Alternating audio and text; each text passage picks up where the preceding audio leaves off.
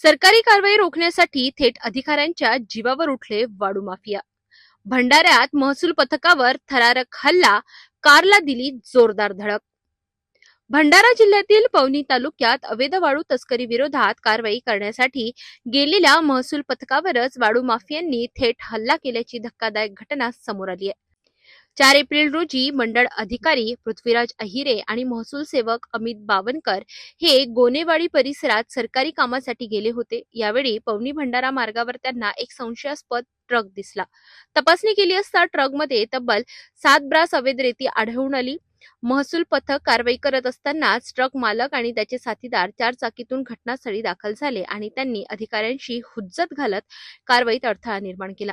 यानंतर परिस्थिती आणखी गंभीर झाली. ट्रक चालकाने ट्रक भरधाव वेगाने पळवून नेण्याचा प्रयत्न केला. महसूल पथकाने पाठलाग सुरू केला आणि इथेच झाला जीवघेणा खेळ. आरोपींनी थेट अधिकाऱ्यांच्या अल्टो कारला जोरदार धडक दिली आणि या धडकेत कारचे मोठे नुकसान झाले. सुदैवाने अधिकारी थोडक्यात बचावले, अन्यथा मोठी दुर्घटना घडली असती.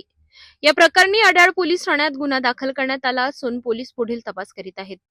दरम्यान जिल्ह्यात वाळू माफियांचे वाढते धाडस पाहता प्रशासन आता काय कारवाई करणार हा मोठा प्रश्न निर्माण झालाय.